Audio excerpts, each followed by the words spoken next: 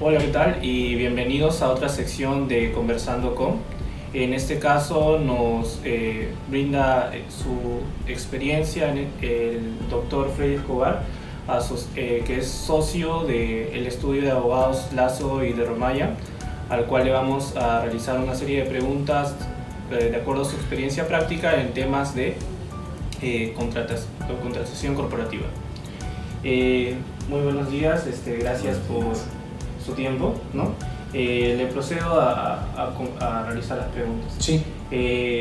Bueno, nosotros conocemos que en el mundo corporativo existen distintos tipos de contratos, ya sean típicos o atípicos, ¿no? Entonces lo que le queríamos preguntar es, de acuerdo a su experiencia práctica, ¿cuáles han sido los principales retos que se ha enfrentado la regulación contractual producto de los constantes cambios que ha habido en el mercado peruano? Bueno, yo creo que los retos de la contratación están desligados de los cambios, porque en realidad los cambios no han sido significativos ni en términos cuantitativos ni en términos cualitativos. Han habido algunos cambios, pero no lo suficientemente importantes como para generar nuevos riesgos. El problema está en que la regulación contractual contemplada en el Código Civil o en otras leyes es una regulación que en términos generales tiene muy poco sentido económico, ¿no? Y eso efectivamente impacta al momento de estructurar los negocios. Voy a poner un ejemplo, ¿no? El Código Civil establece que son indemnizables los daños en la medida en que sean directos e inmediatos. Y también establece que son indemnizables el daño emergente y el lucro cesante. La regla que obliga a indemnizar el lucro cesante es muy problemática porque es muy difícil anticipar la magnitud del lucro cesante. Existe asimetría informativa respecto de ese componente de la indemnización.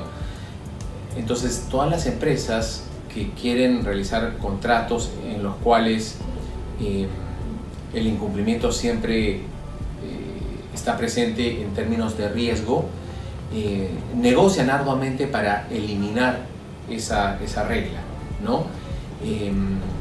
A veces logran eliminarla, a veces no logran eliminarla, sino simplemente mitigarla, pero eso incrementa innecesariamente los costos de transacción. En otros sistemas, casi por defecto, el lucro cesante no es indemnizable, salvo que las partes acuerden lo contrario. Aquí tenemos la regla opuesta, el lucro cesante es indemnizable, entonces las partes tienen que pactar en contrario. Las empresas que prestan servicios difícilmente van a asumir el riesgo de indemnizar el lucro cesante, por lo tanto esas empresas tienen que negociar arduamente la eliminación de esa regla. Y además no logran eliminarla por completo, porque en caso de dolo o culpa grave, ¿no? La eliminación no funciona. Y esto me lleva a otro punto.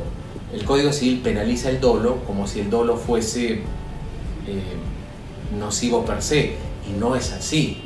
El dolo supone intención consciente de incumplir, pero a veces es mejor incumplir que cumplir. Voy a poner un ejemplo.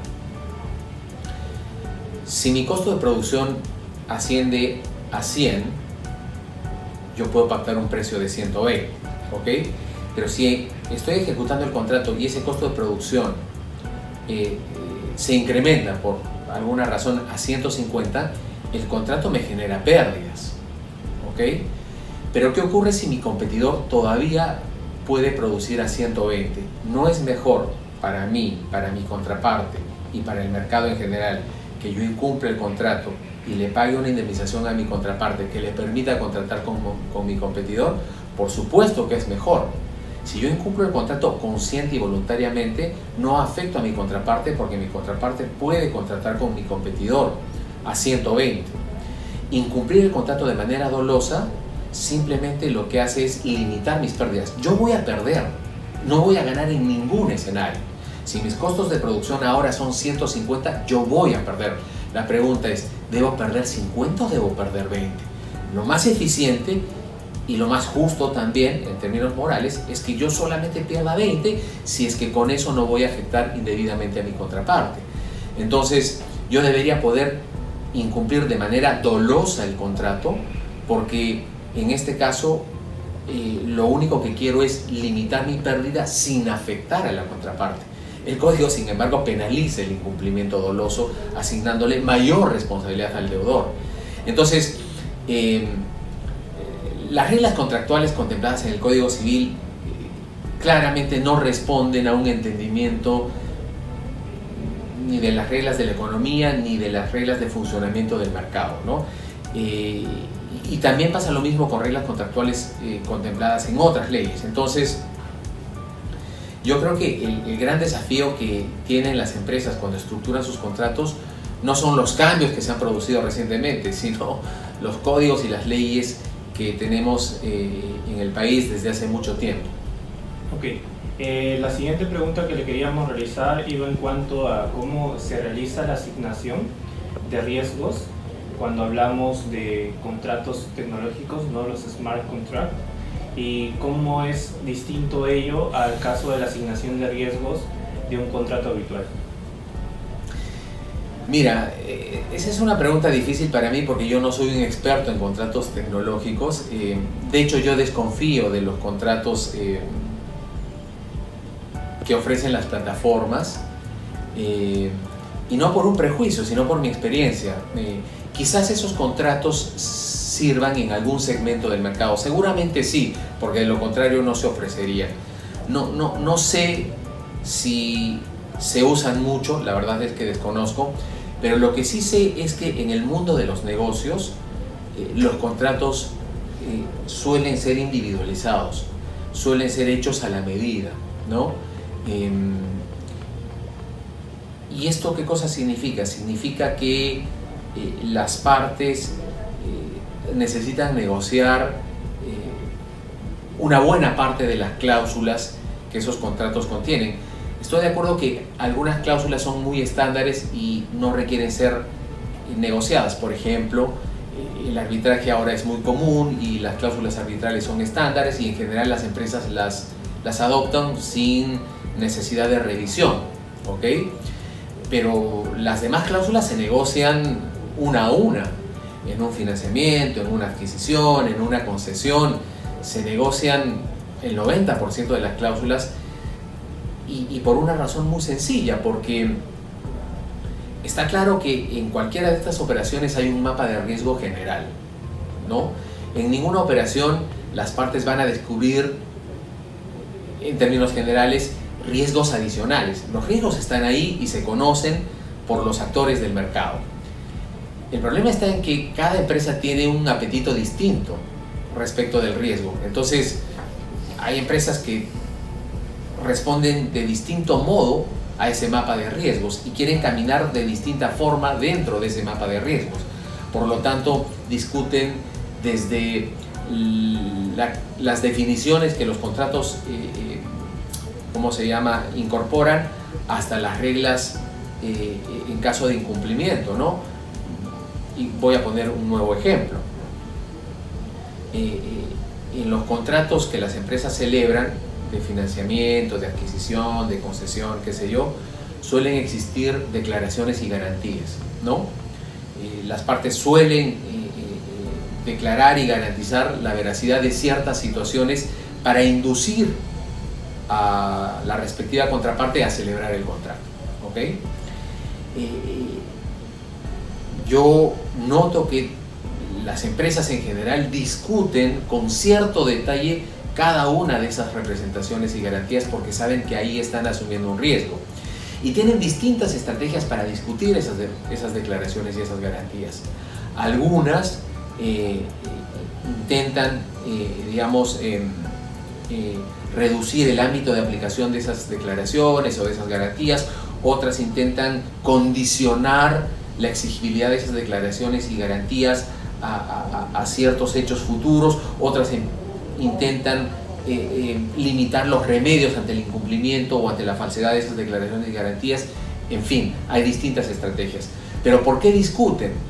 Porque sabiendo que existen unos riesgos que esas declaraciones y garantías mitigan, cada empresa, ¿no? Tiene un distinto control sobre esos riesgos. Entonces hay empresas que pueden aceptar una modalidad de cláusula y hay otras que solo pueden aceptar otra modalidad de cláusula. Entonces, digamos, la estrategia de negociación cambia, difiere, ¿no?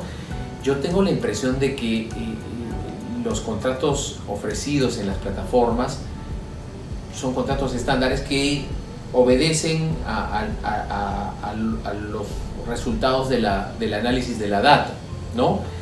Y seguramente funcionan bien en algunos casos, ¿no?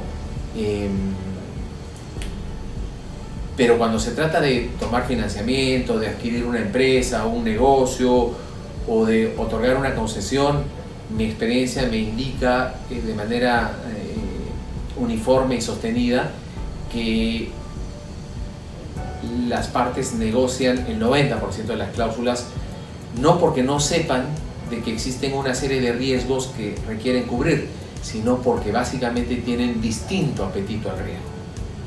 Ok, muchas gracias. Y la última pregunta que le queríamos realizar era acerca de que hemos revisado el artículo que usted ha realizado acerca de contratación corporativa. Y ahí lo que se entiende es que usted menciona que los contratos deben ser entendidos de una primera manera de forma literal. Sí. Pero ¿cómo sería ello con el caso de las cláusulas oscuras o las cláusulas ambiguas? Ya, bueno, yo no he querido, digamos, dar a entender que en caso de oscuridad o ambigüedad no haya que interpretar de otra forma. Mi punto era distinto, ¿no? Yo parto de la premisa de que en el mundo corporativo las cláusulas se negocian arduamente y las cláusulas no son oscuras, ¿ok? Ni son ambiguas. Yo parto de ese punto de vista. Si son oscuras o son ambiguas, las tienes que interpretar en base a los distintos métodos de interpretación. Mi punto es distinto. ¿A qué voy? A que si las partes han negociado cada cláusula y han discutido sobre los términos que cada cláusula utiliza, mañana más tarde no es posible que una parte alegue buena fe o principios o estándares legales para desconocer lo que ha pactado literalmente. A eso me refería, ¿no? Por ejemplo, si las partes negocian una cláusula de resolución arduamente y establecen que en el supuesto X, Y y Z cabe la resolución automática, luego una de las partes no puede sostener que ante el supuesto X, Y o Z la resolución del contrato es contraria a la buena fe o supone un ejercicio abusivo del derecho. A eso iba, ¿ok? Entonces, la interpretación literal significa eliminar la aplicación de los estándares, buena fe, abuso del derecho, etc. Ahora, si la interpretación literal no es posible porque la cláusula es oscura, ambigua, podemos adoptar los otros métodos de interpretación. Ese era mi punto. Ok, muchas gracias, doctor Escobar, de nuevo por su tiempo. Estas serían todas las preguntas que tendríamos para usted. Bueno, gracias a ustedes.